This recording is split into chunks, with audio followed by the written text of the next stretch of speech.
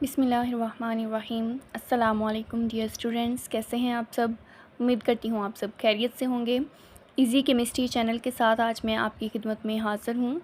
लेकिन लेक्चर की तरफ बढ़ने से पहले मेरी आप सबसे गुजारिश है कि मेरे चैनल इजी केमिस्ट्री को सब्सक्राइब करना मत भूलें और बेल आइकन को भी दबा दें ताकि नई आने वाली वीडियोस आप तक बआसानी पहुँच सकें।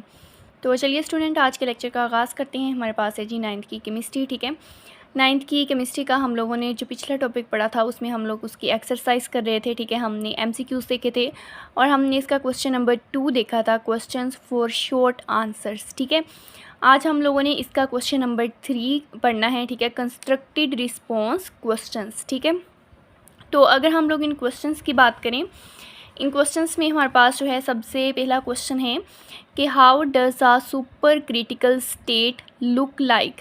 सुपर क्रिटिकल स्टेट जो है वो कैसी दिखती है। ठीक है, कैसी स्टेट होती है सुपर क्रिटिकल स्टेट। ठीक है, तो ये हमारे पास एक कंटिन्यूस फेस होता है। सुपर क्रिटिकल स्टेट हमारे पास क्या होती है, एक कंटिन्यूस फेस होता है। ठीक है, जिसमें कोई भी बाउंड्री नहीं होती लिक्विड और गैस के दरमियान। ठीक है, ये हमारे पास सुपर क्रिटिकल स्टेट हमने पीछे लेक्चर में पढ़ा था कि ये एक ऐसी स्टेट होती है जो लिक्विड और गैस के इंटरमीडिएट होती है। ठीक है, इनमें कोई भी बाउंड्री मौजूद नहीं होती। ठीक है, इनकी प्रॉपर्टीज़ भी इंटरमीडिएट होती है, लिक्विड की तरह की भी होती हैं। ठीक है, और गैस की तरह की भी होती है। ठीक है, यानी कि ये हमारे पास डेंस गैस की तरह भी होती हैं और लिक्विड की तरह की क्या होती है कि इनकी लो विस्कोसिटी भी होती है। ठीक है, तो हम लोगों ने बात की कि सुपर क्रिटिकल स्टेट हमारे पास कैसी दिखाई देती है। ठीक है, इसमें हम लोगों ने बात की कि इनकी प्रॉपर्टीज़, ठीक है, हमारे पास मौजूद होती हैं लिक्विड और गैस की तरह की। ठीक है, ये इंटरमीडिएट होती हैं, दोनों के दरमियान होती हैं। कुछ प्रॉपर्टीज़ लिक्विड की तरह की होती हैं। ठीक है,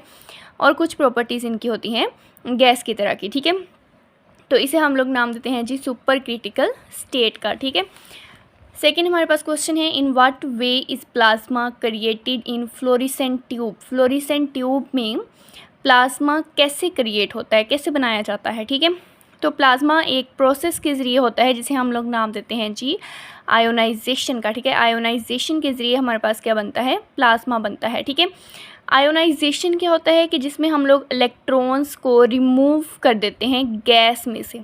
ठीक है, कहाँ से रिमूव करते हैं, गैस के एटम्स में से। ठीक है, यानी इलेक्ट्रॉन्स को निकाल दिया जाता है गैस में से। ठीक है, जिसके नतीजे में हमारे पास एक तो आयंस का मिक्सचर बनता है और हमारे पास बनता है जी फ्री इलेक्ट्रॉन्स का मिक्सचर बनता है। ठीक है, तो इस लिहाज से हमारे पास जो है प्लाज्मा क्रिएट होता है फ्लोरेसेंट ट्यूब में। उसके बाद हमारे पास जी इसका थर्ड क्वेश्चन है कि most of molecules we study in biochemistry are organic in nature. Biochemistry में हम ज़्यादातर मॉलिक्यूल्स जो डिस्कस करते हैं वो नेचर के लिहाज से क्या होते हैं, ऑर्गेनिक। ठीक है, where does the difference exist in organic and biochemistry branches. लेकिन आपने डिफरेंस बताने हैं कि ऑर्गेनिक में और बायोकेमिस्ट्री की ब्रांचेस जो हैं, ये दोनों हमारे पास केमिस्ट्री की ब्रांचेस हैं, इन दोनों में क्या डिफरेंस है। ठीक है, इनका डिफरेंस जो है एक तो स्कोप के लिहाज से है। ठीक है, और एक इनका फोकस के लिहाज से है।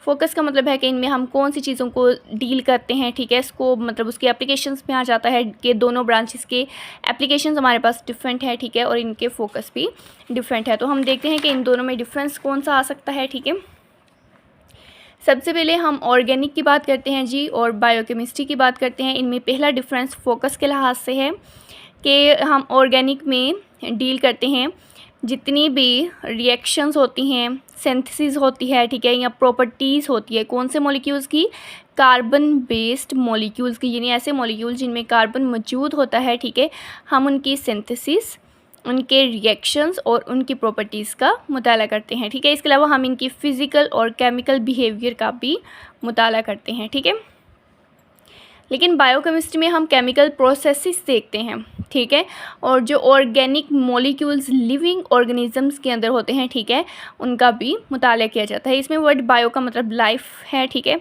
तो इसमें हम लोग लिविंग ऑर्गेनिजम्स के अंदर होने वाले जितने भी केमिकल प्रोसेसेस हैं उनका मुताला करते हैं। ठीक है, सेकेंड डिफरेंस इसका स्कोप का आ जाता है। ठीक है, इसमें हमारे पास ऑर्गेनिक में ब्रॉड रेंज होती है ऑर्गेनिक कंपाउंड की, यानी ऑर्गेनिक कंपाउंड की रेंज बहुत ज़्यादा होती है, सिंपल से लेके कॉम्प्लेक्स तक हो सकते हैं। ठीक है, लेकिन बायोकेमिस्ट्री में हम लोग जो हैं बायो मॉलिक्यूल्स को ही डील करते हैं और हम ये देखते हैं कि इनका जो है बायोलॉजिकल सिस्टम में क्या फंक्शन होता है। ठीक है, थर्ड डिफरेंस हम इसमें इनकी एप्लीकेशंस का लिख सकते हैं। ऑर्गेनिक जो है उसकी एप्लीकेशन ड्रग डिस्कवरी में हो सकती है या मटेरियल साइंस में हो सकती है, लेकिन बायोकेमिस्ट्री जो है उसमें हम लोग क्या करते हैं कि मेटाबॉलिज्म को स्टडी करते हैं, हम जेनेटिक्स को देखते हैं, विरासत को देखा जाता है। ठीक है, और सेल बायोलॉजी का भी मुताला किया जाता है। ठीक है, तो ये हमारे पास जो है हमने 3 डिफरेंस लिखे हैं ऑर्गेनिक और बायोकेमिस्ट्री में। सबसे पहला फोकस के लिहाज से, सेकंड हमने स्कोप के लिहाज से, ठीक है, और थर्ड हमने देखा है जी एप्लीकेशंस के लिहाज से। नेक्स्ट हमारे पास इसका जो है फोर्थ क्वेश्चन है, give the reason of brilliance shown by diamond. Diamond जो है इसकी ब्रिलियंस जो है उसकी हमने रीज़न बतानी है और क्या हम इसको जो है इम्प्रूव कर सकते हैं। तो इसके लिए हम लोग देखते हैं कि डायमंड हमारे पास ब्रिलियंट करैक्टर रखता है। ठीक है, उसकी वजह क्या है, सबसे पहले तो यही है कि इसमें टोटल इंटरनल रिफ्लेक्शन होती है। ठीक है, सबसे पहली रीज़न क्या है, टोटल इंटरनल रिफ्लेक्शन है। ठीक है, सेकंड पे इनकी जो है ब्रिलियंस होती है हाई रिफ्रैक्टिव इंडेक्स की वजह से, और थर्ड पे हम लोग कहते हैं कि इसमें इफ़ेक्टिव कटिंग की वजह से जो है हमारे पास इसकी ब्रिलियंस होती है। ठीक है, तो डायमंड की जो ब्रिलियंस है वो एक तो टोटल इंटरनल रिफ्लेक्शन की वजह से होती है, दूसरा हाई रिफ्रैक्टिव इंडेक्स की वजह से, और तीसरा हमारे पास होती है जी इफ़ेक्टिव कटिंग की वजह से। फिफ्थ क्वेश्चन है हमारे पास, explain dissolution of sodium chloride in water. Sodium chloride जब डिसोल्व होता है वाटर में तो आपने इसको एक्सप्लेन करना है। ठीक है, ये हमारे पास ये फिज़िकल प्रोसेस है, इसमें आयोनिक कंपाउंड ब्रेक डाउन होके उसके जो आइंस होते हैं, इंडिविजुअल आइंस होते हैं, उसमें कन्वर्ट हो जाता है। ठीक है, सोडियम क्लोराइड हमारे पास है NaCl, जब ये ब्रेक होता है तो इसमें से Na पॉजिटिव आइंस हमारे पास अलहदा हो जाते हैं और Cl नेगेटिव आइंस हमारे पास अलहदा हो जाते हैं। तो अगर हम बात करें कि ये डिज़ोल्व कैसे होता है, तो ये आइंस जो हैं ये सराउंड होते हैं वाटर मॉलिक्यूल्स, यानी वाटर मॉलिक्यूल्स जल्दी से इनको सराउंड कर लेता है, जिसके नतीजे में हमारे पास जो है एक होमोजीनस सॉल्यूशन बन जाता है और NaCl जो है वाटर में डिज़ोल्व हो जाता है। उसके बाद हमारे पास 6th क्वेश्चन है कि why do different compound have different solubilities in water. Different compound की सोलबिलिटीज़ वाटर में डिफरेंट होती है। ठीक है, किसी भी पार्टिकुलर टेम्परेचर पे। तो हमारे पास सोलबिलिटी जो है ये डिपेंड करती है एक तो मॉलिक्यूलर स्ट्रक्चर पर, इसमें हमारे पास सबसे पहली क्या आती है, मॉलिक्यूलर स्ट्रक्चर। ठीक है, इसके अलावा इनमें जो इंटर मॉलिक्यूलर फोर्सेस होती हैं, ठीक है, उस पर भी डिपेंड करती हैं। सोलबिलिटी डिपेंड करती है मॉलिक्यूलर स्ट्रक्चर पे, इंटर मॉलिक्यूलर फोर्सेस पे। ठीक है, और तीसरे नंबर पे डिपेंड करती है जी इफ़ेक्ट ऑफ टेम्परेचर पे। ठीक है, कि टेम्परेचर का इन फोर्सेस पे क्या इफ़ेक्ट होता है। तो अगर हम किसी भी कंपाउंड की सोलबिलिटी की बात करें तो उनकी सोलबिलिटी डिपेंड करेगी कि उनकी मॉलिक्यूलर स्ट्रक्चर कौन सी है, उनमें इंटर मॉलिक्यूलर फोर्सेस कैसी पाई जाती हैं, इसके अलावा टेम्परेचर का क्या इफ़ेक्ट है इन फोर्सेस पे। ठीक है, इसमें हमारे पास एक जनरल रूल फॉलो किया जाता है कि लाइक डिज़ोल्व्स लाइक। ठीक है, इस रूल का मतलब है कि जितनी भी पोलर सब्सटेंसेस होंगी वो पोलर वाटर में ही डिज़ोल्व होंगी। ठीक है, और जो नॉन पोलर होती हैं वो नॉन पोलर सॉल्वेंट में ही हल होती हैं। इसे हम नाम देते हैं जी लाइक डिज़ोल्व्स लाइक। नेक्स्ट हमारे पास क्वेश्चन है कि why NaCl can not be crystallized from water. NaCl जो है ये जब पानी में हल हो जाता है तो दोबारा से इसकी क्रिस्टलाइजेशन नहीं होती, जस्ट लाइक KNO3। KNO3 की हो जाती है। ठीक है, तो KNO3 के मुकाबले में अगर देखें तो NaCl की क्यों क्रिस्टलाइजेशन नहीं होती। ठीक है, तो NaCl टेबल साल्ट है, KNO3 हमारे पास पोटाशियम नाइट्रेट है। इनकी क्रिस्टलाइजेशन जो है ये डिपेंड करती है कि इनकी सोलबिलिटी करैक्टरिस्टिक्स कौन सी हैं। ठीक है, इनमें से सबसे पहले हम NaCl की बात करते हैं। तो सोलबिलिटी NaCl की कम होती है और ये हमने पीछे लेक्चर में पढ़ा था कि टेम्परेचर का इसकी सोलबिलिटी पे कोई असर नहीं होता। ठीक है, तो इस वजह से ये पानी में डिसॉल्व हो जाता है और जब इसको ठंडा किया जाता है तो इसके कोई क्रिस्टल नहीं बनते। ठीक हो गया, यानी ये इसका जो है सोलबिलिटी भी कम होती है वाटर का जो है NaCl जो है इसके ऊपर इसकी सोलबिलिटी पे टेम्परेचर का कोई असर नहीं होता, तो ये पानी में डिसॉल्व हो जाता है और इसको जब ठंडा किया जाता है तो इसके कोई क्रिस्टल नहीं बनते। ठीक है, KNO3 की अगर हम बात करें तो KNO3 की हायर सोलबिलिटी होती है। सोलबिलिटी इंक्रीज़ होती है टेम्परेचर के इंक्रीज़ करने से, ठीक है, यानी टेम्परेचर का इसके ऊपर इफ़ेक्ट होता है। तो इस वजह से जब हम इसको ठंडा करते हैं तो इसके वहाँ पे क्रिस्टल बन जाते हैं। लास्ट हमारे पास है कि why graphite is slippery to touch. Graphite जो है ये स्लिपरी होता है टच के लिहाज से, तो कौन सी प्रॉपर्टी है जो इसको एक बेस्ट लुब्रिकेंट बनाती है, ठीक है। तो ग्रेफाइट में हमारे पास कार्बन एटम्स की लेयर्स होती हैं।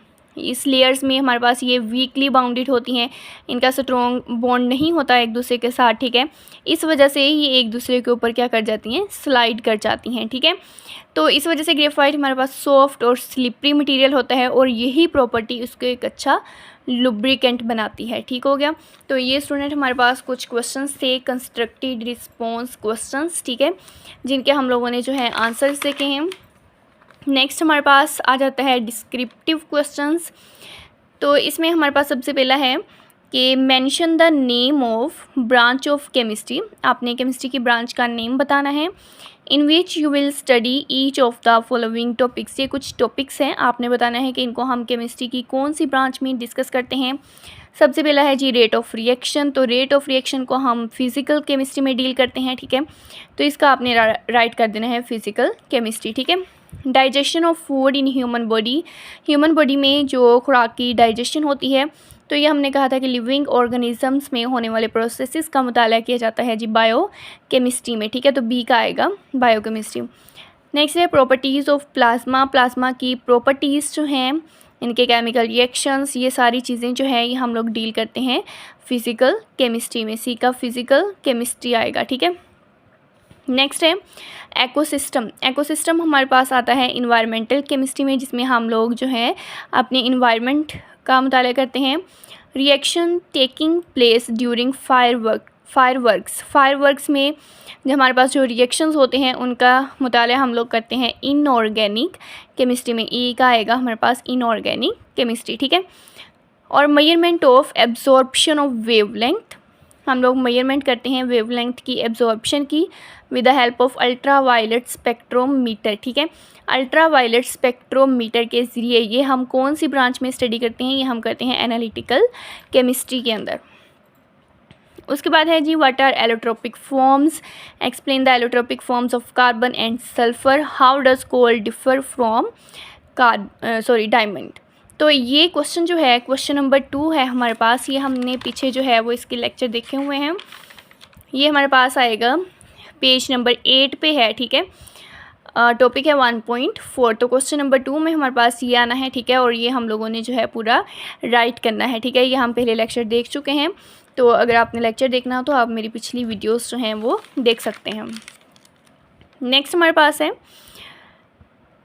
What are super critical fluids, how are they differ from ordinary liquids. ये ऑर्डिनरी लिक्विड से कैसे डिफरेंट होते हैं और सुपर क्रिटिकल फ्लूइड्स कौन से होते हैं, ठीक है। तो ये भी हम लोग जो हैं ये पीछे डिस्कस कर चुके हैं सुपर क्रिटिकल फ्लूइड्स के बारे में, ठीक है। तो इसमें देखें,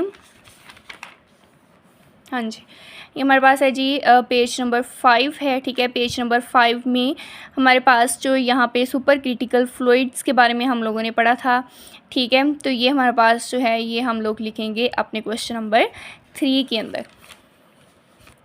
क्वेश्चन नंबर 3 के बाद हमारे पास है question number 4, define solubility of a solute. Solubility की डेफिनेशन करनी है। How does the solubility of solute change with increase in temperature. Solubility जो है उसका टेम्परेचर के इंक्रीज़ होने से क्या इफ़ेक्ट होता है, ठीक है। तो ये हमारे पास जो टॉपिक है कि effect of temperature on solubility of solute, जिसमें सबसे पहले सोलबिलिटी की डेफिनेशन है, ठीक है। उसके बाद हमारे पास जो टेम्परेचर का इफ़ेक्ट है, ठीक है। ये भी हम लोग पीछे लेक्चर में जो है डिटेल दे चुके हैं। तो ये हम लोगों ने लिखना है क्वेश्चन नंबर 4 के अंदर, ठीक है।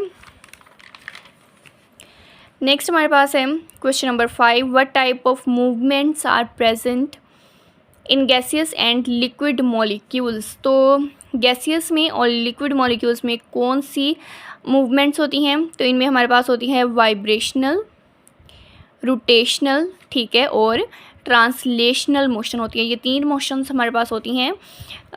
हमारे पास होती है जी वाइब्रेशनल होती है, रोटेशनल होती है और ट्रांसलेशनल होती है, ठीक है। लास्ट है कि differentiate between the areas which are studied under inorganic and organic chemistry. Inorganic और ऑर्गेनिक केमिस्ट्री में हम लोग कौन से एरियाज़ को डिस्कस करते हैं, तो ये हमारे पास जो ब्रांचेस हैं केमिस्ट्री की, ठीक है, उसी में है इनऑर्गेनिक और ऑर्गेनिक, ठीक है। तो ये दोनों टॉपिक्स जो हैं हम लोग राइट कर देंगे जी अपने लास्ट क्वेश्चन में, ठीक हो गया। तो स्टूडेंट हमारा आज का लेक्चर यहाँ पर मुकम्मल होता है। हमने अब तक जो है केमिस्ट्री का चैप्टर नंबर 1 उसकी एक्सरसाइज के साथ कंप्लीट कर लिया है, ठीक है। कल को इंशाल्लाह हम लोग स्टार्ट करेंगे अपना नेक्स्ट चैप्टर, ठीक है, चैप्टर नंबर 2 एटॉमिक स्ट्रक्चर।